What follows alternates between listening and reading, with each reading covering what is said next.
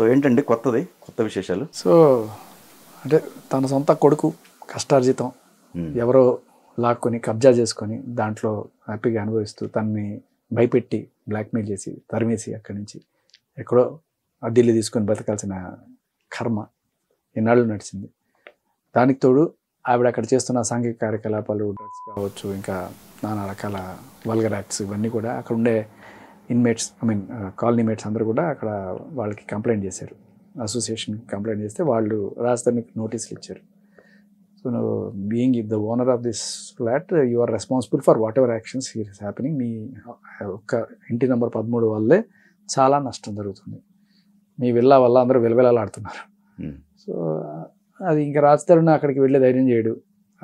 అతన్ని బ్లాక్మెయిల్ చేయడము, ఇలా రకరకాల తన పాత ఫోటోలు పెట్టుకోను, లేకపోతే ఏదో ఇవన్నీ పెట్టుకొని అతను బ్లాక్మెయిల్ చేసి బెదిరించి అతని మీద కేసులు పెట్టి ఇంత చేసి అతను రాలేని పరిస్థితి. సో ఇక ఆ కాలనీలో వాళ్ళందరూ కూడా గట్టిగా అడుగుతున్నప్పుడు ఇంకా ఆ ఇంట్లో ఇలాంటివన్నీ జరిగితే ఫైనల్గా మీ మీదకి వస్తుంది కేసు ఏదైనా అయినా కూడా. ఇప్పుడు మీరు అద్దెకి ఇచ్చినా ఎవడన్నా జిఎస్టీ ఇవన్నీ పెట్టేసి దివాళా తీసేస్తే అది మిమ్మల్ని పట్టుకుంటాడు, తర్వాత వాడు ఎక్కడ కనబడ్డు. సో ప్రాపర్టీ కూడా పోయే ఛాన్స్ ఉంటుంది. కాబట్టి కన్న కొడుకు కష్టాలైతే ఎట్లయినా సరే దక్కించుకోవాలి. అండ్ మాకేం కర్మ, కన్న కొడుకున్నగా మీ అద్దె ఇంట్లో ఉండాల్సిన కర్మ అని వాళ్ళు వచ్చారు.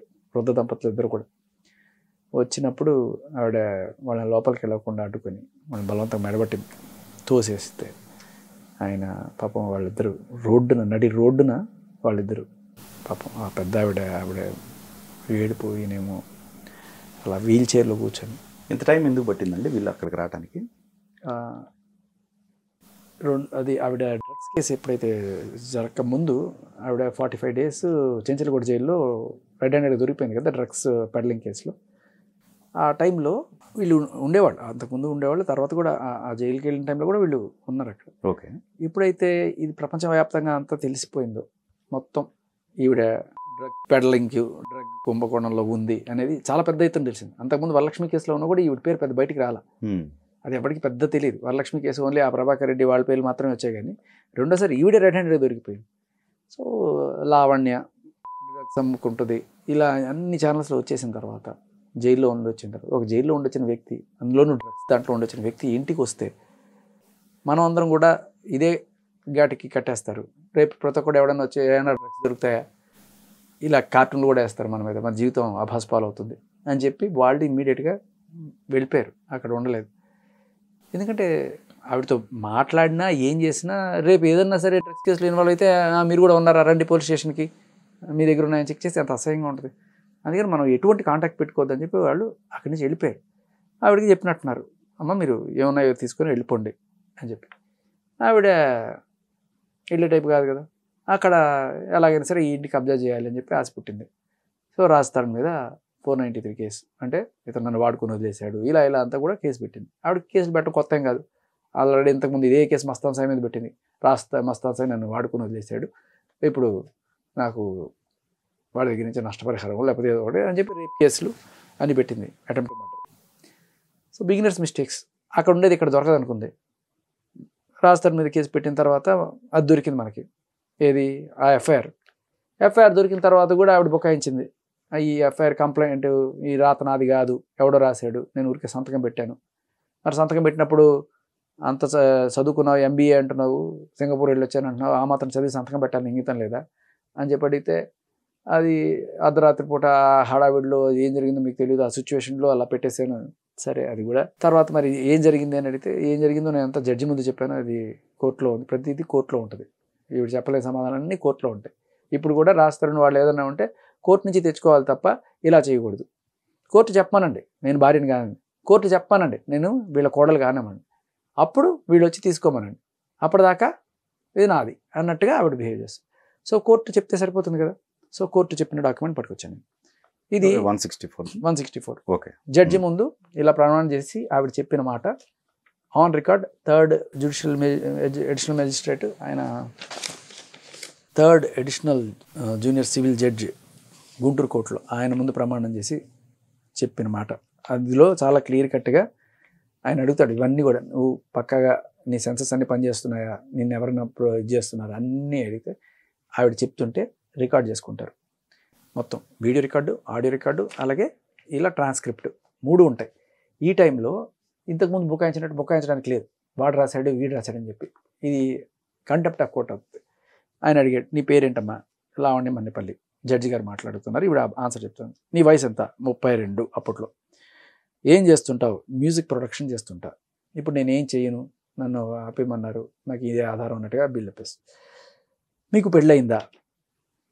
లేదు. జడ్జి గారు ముందు సమాధానం.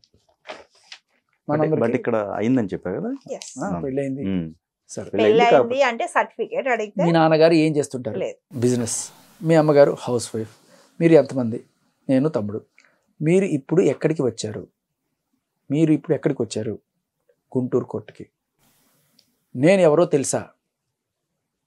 ఎస్ జడ్జి గారు. సో అన్ని పనిచేస్తున్నాయి సవ్యంగా అని చెక్ చేసి వాళ్ళు తర్వాత తీసుకుంటారు. ఎందుకు వచ్చారు? కేస్ దీని మీద 164 ఇవ్వడానికి.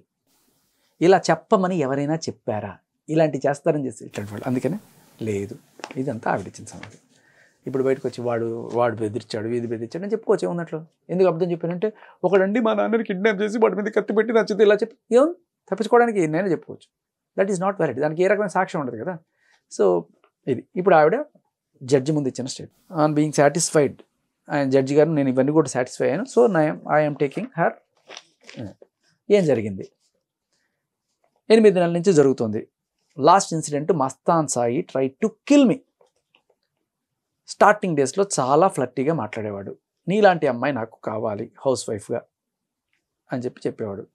1 మంత్ అలా అంటే పెళ్లి చేసుకుందాం అనే ఉద్దేశించి మాట్లాడేవాడు. 1 మంత్ ఇలా జర్నీ జరిగింది. అంటే దాని అర్థం ఏంటి? ఈవిడికి పెళ్ళయింది అని తెలిసి చేశాడా? పోనీ ఈవిడికి పెళ్ళిందని ఈవిడికి తెలుసు కదా, ఒకవేళ అయి ఉంటే. పోనీ లివిన్ రిలేషన్లో ఉందని తెలుసు కదా. ఒకడు వేరే వ్యక్తి నువ్వు లివిన్లో ఉన్నా లేకపోతే పెళ్ళయింది అని వాడికి తెలిసినా లేకపోతే నీకు తెలిసినా, నీతో పెళ్లి చేసుకునే ఉద్దేశంతో మాట్లాడినప్పుడు నువ్వు అతనితో ఎలా మూవ్ అవుతావు? నీకు ఆ ఉద్దేశం ఉండాలి. ఏదో నీకు పెళ్లి కాకపోయినా ఉండాలి, లేకపోతే పెళ్ళి బ్రేకప్ అయినా, విడాకులైనా ఉండాలి, లేకపోతే లివిన్లో ఉంటే బ్రేకప్ అయినా ఉండాలి. ఈ 3 కాదు.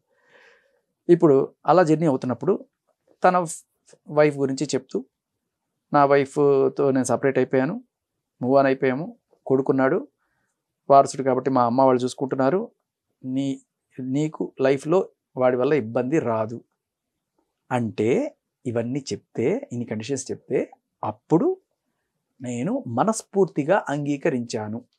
ఇది అండర్లైన్ కూడా చేసి పెట్టాను నేను. ఓకే, ఆవిడ మనస్ఫూర్తిగానే అంగీకరించింది. ఓకే ఓకే ఓకే అంటే ఏంటి? అతను నా పెళ్ళంగా ఉండు అంటే ఈవిడ మనస్ఫూర్తిగా అంగీకరించింది. అంటే దాని అర్థం ఏంటి? ఈవిడికి పెళ్లి కాకపోతేనే కదా, ముందే ఒప్పుకుంది కదా, పెళ్లి కాలేదని చెప్పింది. ఇంకోటి, ఆవిడ లివిన్లో ఉన్నా కూడా అంగీకరించరు కదా. ఒకటితో లివిన్లో ఉంటూ ఇంకోటి పెళ్ళంగా అని చెప్పి అంగీకరించరు కదా. సో అంగీకరించిందంటే ఏంటి? ఏదో ఒకవేళ లివిన్లో ఉండుంటే ఆ క్షణమే డిసైడ్ చేసేసుకొని నేను వాడితో బ్రేకప్ అయిపోతున్నాను, వీడితో మూవ్ ఆన్ అయిపోదాం అని చెప్పి ఆ క్షణం డిసైడ్ చేసుకుని నేను వెళ్ళిపోయి ఉండాలి, లేకపోతే అసలు అది లేకుండా ఉండాలి. బట్ ఏదైనా ఆ ఒప్పుకున్న సెకండ్న వాళ్ళ రిలేషన్ ఈజ్ వైడ్. ఇప్పుడు ఇక్కడ ఇంకోటి, మస్తాన్ సాయి ఆల్రెడీ రిలేషన్ ఉంది అంటే అమ్మాయి క్లారిటీగా చెప్పాడు. ఏమని? నాకు వైఫ్ ఉంది, కొడుకున్నాడు, ఈవెన్ దో వాళ్ళు నాకు సరిపోవట్లేదు, వాళ్ళు డిస్టెన్స్లో ఉన్నారు, ఇప్పుడు నేను నీతో రిలేషన్ ఉన్నాను అంటే ఇప్పుడు ఈమెకు కూడా రాస్తారుతో ముందే అఫేర్ ఉన్నా, ముందే పెళ్ళి ఉన్నా, ఇప్పుడు ఆమె కూడా అవును నాకు కూడా రాస్తారుతో కొన్ని రోజులు రిలేషన్ ఉంది, ఇప్పుడు మేమిద్దరు బ్రేకప్ అయినామని ఆమె ఎందుకు చెప్పలేదు? స్టేట్మెంట్లో ఉండాలి. లేదు, ఎగ్జాక్ట్లీ లేదు అంటే అర్థం ఏంటి? ఆవిడకి ఏ రిలేషన్ లేదని ఇప్పుడు ఆవిడ ఒప్పుకుంది కదా. సో అలాంటి ఇది 2024 జూలై 7th. ఓకే, ఆవిడ బర్త్డే అయిపోయిన నెక్స్ట్ డే అనమాట. ఓకే, అప్పుడు 33 అనుకుంటాడు. అలాంటి టైంలో మస్తాన్ సాయికి ఫోన్లో మెసేజ్లు రావడం జరిగింది ఎవరో అమ్మాయిల నుంచి. అప్పుడు ఏంటి నన్ను వదిలేసావా, కొత్త అమ్మాయిలతో మాట్లాడుతున్నావా అని నేను అడిగితే పాత గర్ల్ ఫ్రెండ్స్తో మాట్లాడుతున్నాను అని చెప్పాడు. ఏంటి అని అడిగితే సింగిల్గా ఉన్నాను కదా ఇంతకుముందు, అందుకే ఇట్లా మాట్లాడుతున్నానని సమాధానం చెప్పాడు. తర్వాత తప్పు అయింది, ఇంకొకసారి రిపీట్ చేయను అని చెప్పి ఆవిడ దగ్గర ఒప్పుకుంటే ఫ్యూచర్లో రిపీట్ చేయను అన్నాడు. అన్న తర్వాత ఫ్రీక్వెంట్గా ఇంకా అమ్మాయిలతో మాట్లాడుతూ ఉండేవాడు, వేరే రకరకాల వీడియో కాల్స్ లాంటివి చేసుకుంటూ ఉండేవాడు. నేను లేకుండా ఉన్నప్పుడు తర్వాత నేను ఉన్నా కూడా బాత్రూమ్కి వెళ్ళి ఏదో గొడవ పెట్టుకొని బాత్రూమ్కి వెళ్ళి 1 అవర్లో వస్తానని చెప్పి అక్కడ బాత్రూంలో నుంచి కూడా చేసేవాడు. ఇలా వేరే అమ్మాయిలతో మాట్లాడుతూ అలాగే నన్ను మోసం చేశాడు. ఇలా రకరకాలుగా చేస్తూ మోసం చేశాడట. సో బేసికలీ ఈవిడ చేసింది ఏమిటి అంటే, నేను వేరే మొగుడు ఉండగా లేకపోతే లైవ్లో ఉండగా నేను వేరే వాడితో అక్రమ సంబంధం పెట్టుకుంటున్నప్పుడు ఒక అమ్మాయి అయినా సరే, నేను చేసేది మోసం కాదు, నేను పెట్టుకునేది అక్రమ సంబంధము, నువ్వు కనుక వేరే వాళ్ళతో పెట్టుకుంటే రాయ్ తప్పు చేస్తున్నావు ఎలా ఉంటుందంటే, రాయ్ తప్పు, సిగరెట్ తాగకూడదు, రాయ్ మందు తాగకూడదు, తప్పు, అక్రమ సంబంధం పెట్టుకుంటే ఒక పక్క అక్రమ సంబంధాలు పెట్టుకోకూడదు. ఎంత చక్కటి వాల్యూస్ కదండి. సో ఇది బేసికలీ. ఇంకా తర్వాత ఆయన ఇన్ని రకాలుగా నన్ను పాపం ఇది చేశాడు అనేది ఆయన గురించి చెప్పుకుంటూ వచ్చింది. But basically this it self is enough. ఎందుకంటే ఆవిడ వాళ్ళ కోడలు కాదు, ఆయన భార్య కాదు, ఆయన లివిన్లో ఉన్న అమ్మాయి కూడా కాదు అనేది చాలా క్లియర్ కట్గా ఇది ప్రూవ్ చేస్తుంది. ఇది కోర్టు డాక్యుమెంట్, ఇది చెప్పింది కదా, ఇంకెళ్ళిపో.